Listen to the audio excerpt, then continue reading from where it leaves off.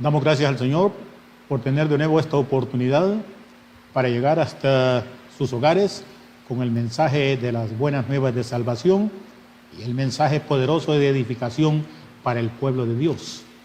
Aprovechando estos días en los cuales estamos en familia, estamos en nuestras casas, entonces también queremos aprovechar este momento cuando los hermanos han pensado llevar hasta sus hogares mensajes de siervos de Dios, de hermanos de diferentes iglesias, los cuales serán de mucha bendición. El tema que quiero ahora poder tratar es muy importante y este mensaje lo he titulado No te dejaré si no me bendices. La lectura bíblica la tenemos en Génesis capítulo 32 y verso 1. Jacob siguió su camino. Le salieron al encuentro ángeles de Dios. Y dijo Jacob cuando lo vio: campamento de Dios es este. Y llamó el nombre de aquel lugar Mahanaim. Y envió Jacob mensajeros delante de sí a Esaú su hermano, a la tierra de Seir, campo de Edom. Y le mandó diciendo: así diréis a mi señor Esaú: así dice tu siervo Jacob, con Labán he morado y me he detenido hasta ahora. Tengo vacas, asnos, ovejas, siervos y siervas. Y envió a decirlo a mi señor para hallar gracia en tus ojos.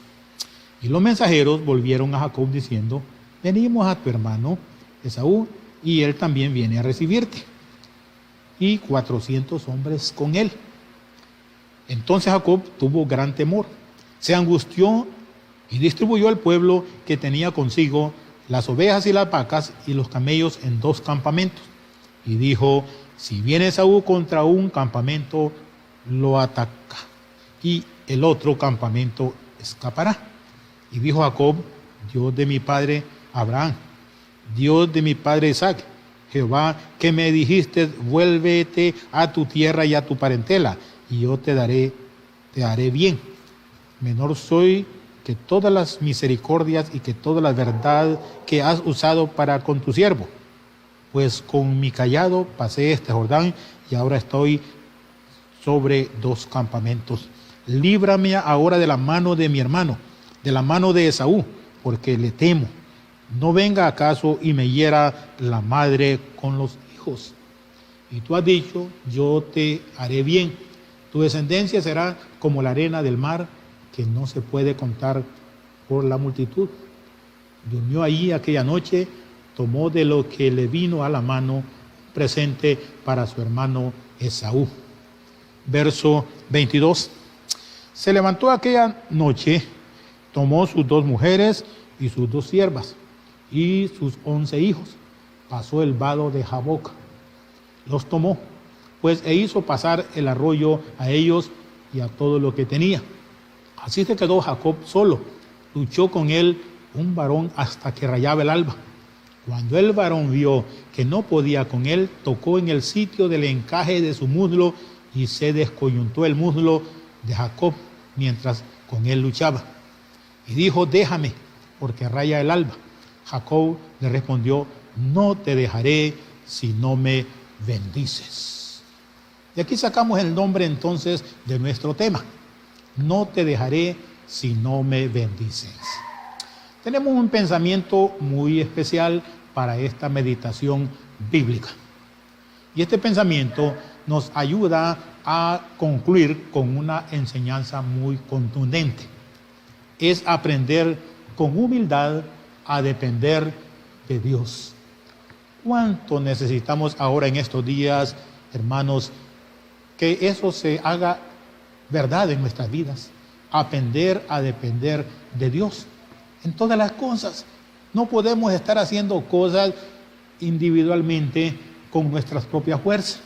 Es cierto que tenemos que preocuparnos por la vida, hacer las cosas para bien de la familia, sabiendo lidiar y enseñar una familia, nuestros hijos, para la honra y gloria del Señor, que no se pierdan, que estén con nosotros y que también vayan con nosotros al cielo.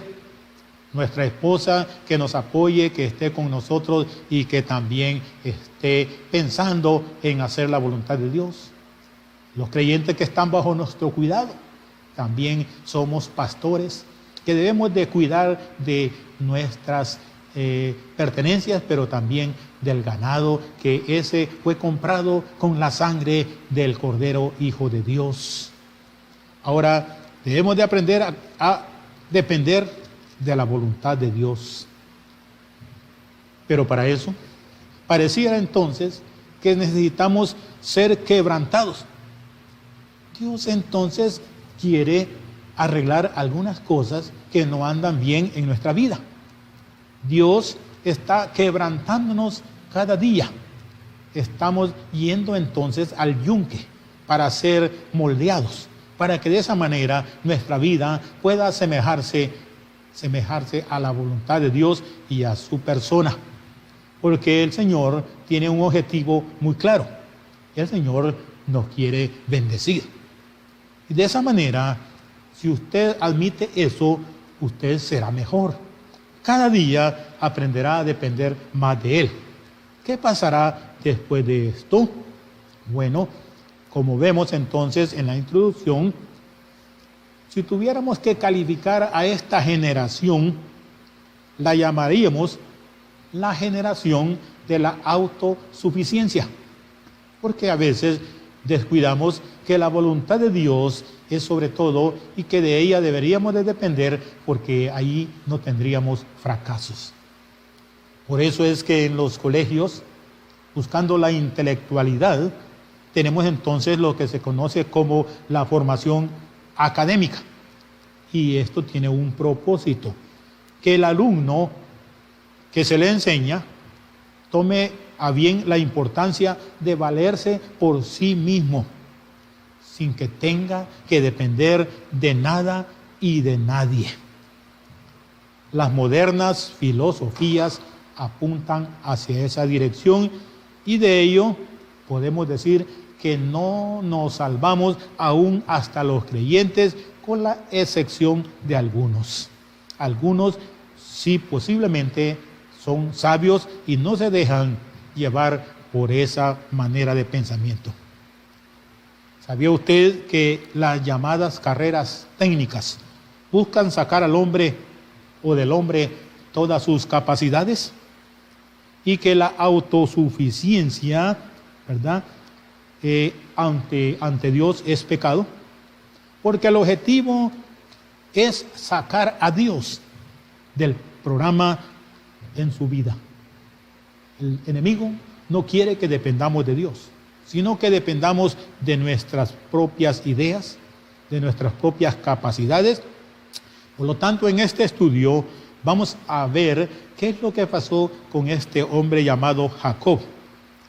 En este estudio nos encontramos con un hombre que por muchos años vivió una condición de autosuficiencia. Ese es Jacob. En la larga lista de los héroes de la fe, no aparece muchas veces, solo aparece una sola vez, pero es suficiente para sacar una ilustración para nosotros. ¡Qué vida la de Jacob! Dios tuvo que trabajar en él. ¿Cuál fue su objetivo? Modelarlo. ¿Qué estaba queriendo modelar? ¿Dónde él entró a funcionar? Pues lo primero que tuvo que arreglar fue su carácter, a fin de usarlo para su propósito. Como sabemos, Jacob, hasta su nombre lo dice, era un engañador, era un suplantador, un manipulador. Era en su recorrido, Jacob, por toda su vida mostró su astucia. La astucia estaba siempre presente en él. Esto parece que fuera el secreto de la prosperidad de Jacob. Esto lo aplicó en todos los asuntos y situaciones de la vida. Empezamos considerando cómo él obtuvo las cosas, cómo él obtuvo su capital, su dinero, lo que él había acumulado. Primero, número 1, lo vemos así: trabaja para tener su propio capital. haciendo de todo lo que esté a su alcance, no importa cómo. Empezamos primero con que engañó a su hermano, tomándole el asunto de lo que es su primogenitura. Mire qué tremendo. Así empieza Jacob, engañando a su hermano. Pero esto no es todo. Engañó también a su padre. ¿Para qué?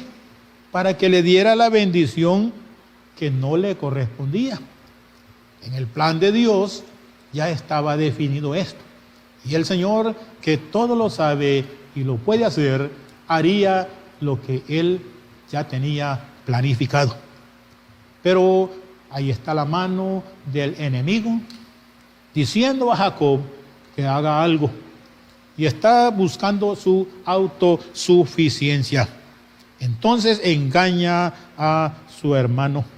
Le roba la primogenitura, pero antes engaña a su padre para que le dé la bendición. Pero cuando sale huyendo de la casa, ahora él está llegando a otro lugar. Y ahí empieza a arguir ideas y cosas para poder tener consigo lo que él creía que debería de tener. Como dije, no es que sea pecado tener riquezas, tener cosas. Pero lo importante es saber los motivos, cómo estamos actuando para tener esas cosas que a veces gozamos de ellas, pero que en el recuento de nuestra vida solo el Señor lo sabe y nosotros. ¿Cómo es que llegamos a tener algunas cosas? ¿Qué argucias, qué ideas, qué engaños, qué maneras fue las que utilizamos para poder tener esas cosas? No fue Dios que actuó ahí, fuimos nosotros. Por lo tanto, estas cosas nos van a pasar factura en algún tiempo. Pero no solamente cuando sale de la casa de su padre, ahora va huyendo y ahora va a tratar de actuar con astucia frente a su suegro Labán. Pero se encontró con un hombre que también era tremendo y era Labán. Por supuesto que le dio para su medicina. Lo engañó dándole la esposa que él no esperaba. Así que se encontró con otra persona, pero Jacob dice: aquí no me voy a dejar. Fue entonces así como él, después de un tiempo, como sabemos, él no tenía nada. Solo estaba cada día y cada noche trabajando, desvelándose, y él entonces pensó: voy a hacer algo. Y fue cuando tramó aquella idea de quedarse con algunas de las ovejas, porque él también necesitaba para su familia, porque eso sí, él era un excelente proveedor. Pero ¿cómo él las consiguió? Bueno, las consiguió de una manera con la cual ya sabemos, escogiendo las ovejas pintadas y abigarradas, las cuales posiblemente no eran fáciles, pero él tenía astucia. Por supuesto, Dios, que miraba su angustia y su problema, le ayudó en conseguirle este asunto, pero no es porque el Señor quería que así sucediera.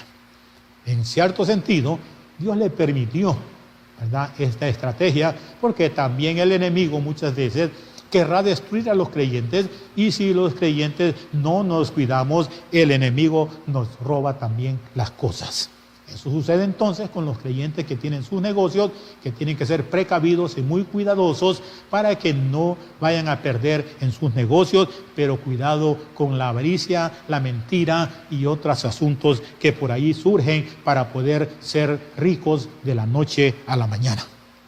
Pero no solo eso hizo, manipuló a su madre para que le ayudara en el plan, y esta situación, entonces, como resultado, después de todo, lo puso en fuga. Parece que entonces Jacob hubiese nacido para huir. Pero ¿de qué podemos estar huyendo? Bueno, es bueno huir del pecado. Eso sí, hay que huir del pecado. Pero de la presencia de Dios y de las cosas buenas no debemos de estar huyendo. Él parece haber nacido para huir. Inclusive en su nacimiento podemos verle encontrado trabado del talón de su hermano. Significa que él no se dejaba. siempre estaba dispuesto a conseguir lo que se proponía. Lo importante de esta historia no es cómo lo hizo, sino la manera como Dios trabajó en él para convertirlo en una nueva persona, con un nombre nuevo llamado ahora Israel.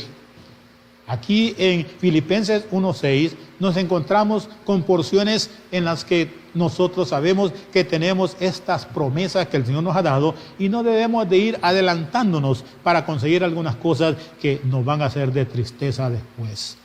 Porque el fin de algunas cosas de esas son la muerte, son la tristeza, son las pérdidas. Pero ¿qué tenemos que hacer para que un aprendizaje sea bueno en nuestras vidas y dejemos la autosuficiencia personal para aprender a depender de Dios? Bueno, aquí nos encontramos entonces con una frase muy importante. No te dejaré. Esto significa que al fin de todo, después de aquella batalla, de la cual posiblemente en otros momentos vamos a hablar de este tema, porque tenemos muy importante saber que él tuvo una batalla personal con Dios. Dice, no te dejaré. Esto significa que ya no quiero ser el mismo. Dios no nos pone difíciles las cosas. Somos nosotros. Fue Jacob, que estuvo huyendo por 20 años en el desierto mientras no buscó a Dios. Cuando no buscamos a Dios, las cosas se nos vuelven difíciles. Y aún así, la misericordia de Dios es tan grande que nunca abandonó a Jacob. Qué bueno. ¿Por qué? Porque Dios lo conocía a Jacob y él quería bendecirlo. La verdad es, hermanos, que nosotros deberíamos de ser agradecidos con el Señor, ¿verdad? Porque como vimos, cuando iba huyendo, envió ángeles para protegerlo. Cuando también Labán había dispuesto tomar una represalia y determinar con la vida de Jacob, Dios también lo defendió. Qué bueno es saber que aún en las situaciones de que no agradamos al Señor, que caemos en algunas dificultades y estamos desagradecidos con el Señor en algún aspecto porque no buscamos su voluntad, aún así, estando en problemas, Dios no nos desampara. Porque cuando venimos a Él, Él tiene un propósito. Y Él también sabe que hay un enemigo llamado Satanás que no quiere que hagamos su voluntad. Él entonces envió ángeles, ¿verdad? También envía ángeles para protegernos. Y aún, aunque nosotros no lo merezcamos. Ahora, llegó ese día. Llegó ese día que Jacob no podía obviar. Y ese día es cuando vino a Esaú. Y él vino entonces para encontrarse con él y arreglar los problemas en los cuales se había metido. Pero encontramos que ante esa situación, Esaú también viene con 400 hombres. ¡Qué tremendo! ¿Cómo pensaba Esaú? ¿Cómo había estado cada día fraguando y diciendo algún día Jacob me la va a pagar? Llegó ese momento, gran momento de la venganza. Pero Dios lo había preparado todo. La intención de Dios no es hacerle daño, ni hacerle las cosas más difíciles. En ninguna parte de la vida Jacob había estado tan asustado, tan afligido, y en cierto sentido estaba en un callejón sin salida. Pero Dios prometió que no estaría solo. Y cuando entre más necesitado estaba, era cuando entonces lo iba a apoyar el Señor. Es a partir de ahí que Dios comenzó a transformarlo. Como vimos antes, cambiándole el nombre. Porque le pregunta, ¿cuál es tu nombre? Y desde ahí lo que podemos ver es la transformación de la nueva criatura. Eso sucede con nosotros cuando venimos aceptando al Señor. Él transforma nuestra vida y nos da un nuevo nombre. Lo que Dios quiere es que busquemos la comunión. No podemos estar andando así a la deriva sin comunión con Él, porque así no vamos a triunfar. Pero esta es la parte que no entendemos, porque en alguna parte tenemos que enfrentarnos en algún día con nuestro Esaú. nuestra Esaú, nuestra carne, nuestros problemas. Y de esto muchas veces estamos huyendo. Pero cuando estamos preparados y con la ayuda del Señor, Esaú no nos va a causar ningún problema. La carne con sus deseos y pasiones será vencida. El mundo también no podrá derrotarnos y el enemigo más acérrimo y cruel, el diablo, no podrá hacer nada con nosotros y porque nosotros estamos con el Señor. Ahora la pregunta surge: ¿cómo cambiar nuestra autosuficiencia por la suficiencia de Dios? Mientras Esaú se aproxima a su objetivo, ¿qué pasa? Jacob comienza a planificar, usando todavía su autosuficiencia para ese encuentro.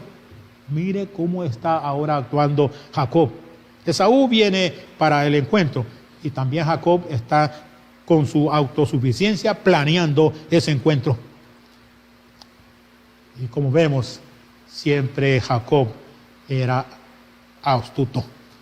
Él amaba mucho a sí mismo, se amaba. Y así es como vemos en la estrategia, él busca salvar, como alguien dijo, su propio pellejo. Es egoísta. Pues, como sabemos, otras veces se había burlado de Esaú, le había robado.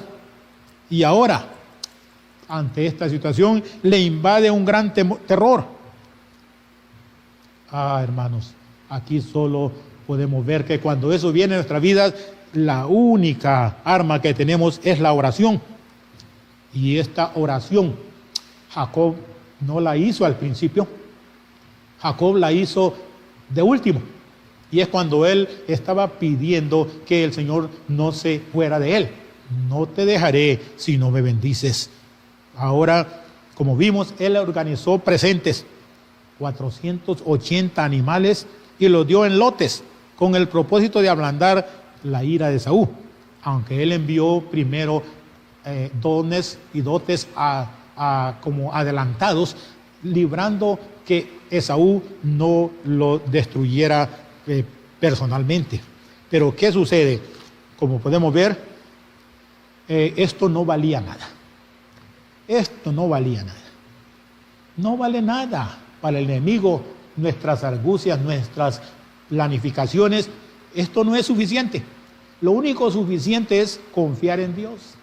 En los días de angustia y de problemas podemos planificar y hacer tantas cosas, pero si el Señor no está con nosotros, nada nos saldrá bien. Debo entonces no confiar en mi propia capacidad. Jacob lo estaba haciendo. Estaba pensando que Dios es todopoderoso, ¿verdad? Pero no lo estaba buscando, no lo estaba tratando. Cierto, ahora el conflicto estaba con él: hacer su voluntad o hacer la voluntad de Dios. Esta lección es importante. Cuando pasamos una crisis, aprendemos a abandonarnos en los brazos del Señor. Aprendemos de eso. Él siempre hará para nosotros y por nosotros todo lo mejor. Esta petición significa, en cierto sentido, no te daré si no me bendices, significa quiero ser transformado. Quiero que hagas la obra. Debes saber que Dios posiblemente permita el dolor, pero no es para perjudicarnos. Dios está preparando esto para no dejarte solo, para que tú aprendas a confiar en Él. ¿Cuándo sucedió esto? Cuando llegó la oscuridad. Al quedarse en completa oscuridad, bueno, ¿de qué nos habla la oscuridad? Nos habla de tinieblas, nos habla de problemas. Cuando ya estaba bien oscuro, fue cuando las cosas se fueron poniendo más difíciles. Completa oscuridad, estando en esa condición, fue cuando entonces, en completa oscuridad, abatido y en problemas, se encontró con un varón misterioso con quien comenzó a luchar. Hermanos, no era necesaria esa lucha, no era necesaria. La lucha con Dios no es necesaria. ¿Por qué? Porque el Señor no quiere que luchemos con Él. Él quiere que hagamos su voluntad y que estemos dispuestos no a la fuerza, sino con humildad y sinceridad reconozcamos que no tenemos poder en nosotros. Y entonces, ¿qué sucede? Mientras luchaba con sus pensamientos y tristezas y problemas que a veces también nos vienen a nosotros en la vida, entonces tuvo que tener otra lucha. Esa otra lucha. No sabemos en la lucha desde ese momento si en alguna de ellas cayó alguien de un golpe, fue empujado, fue golpeado. La pregunta es, ¿quién cayó primero? ¿Qué dice usted? ¿Quién cree usted que cayó primero? ¿Usted cree que el Señor cayó? ¿Es que el Señor es tan débil? Lo más seguro es entonces que en ese forcejeo quien estaba cayendo era Jacob. Posiblemente el Señor se dejó un poquito ahí, como quien dice, para que él tuviese un respaldo y se dejó vencer un poquito, porque el Señor así es con nosotros en nuestras tribulaciones. Él también ya padeció estas mismas cosas, por lo tanto Él conoce nuestras debilidades y se apiada de nosotros.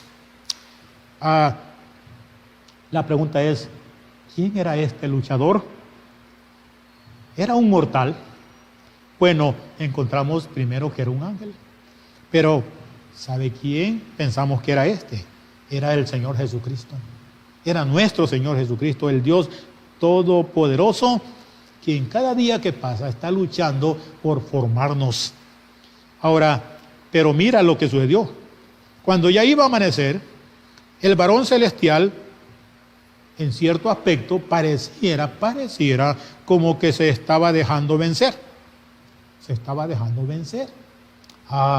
¿Cuántas veces el Señor, como dije antes, se hace a mi lado, percibe mis debilidades y me ayuda? Y yo creo entonces que es que yo estoy venciendo, que yo soy poderoso, que yo las puedo. Y si en algunas veces he salido triunfante de algunas situaciones, yo digo entonces que fue por mis habilidades. Por supuesto que esto parece que le gustó a Jacob. En la lucha parece que le gustó eso, el final.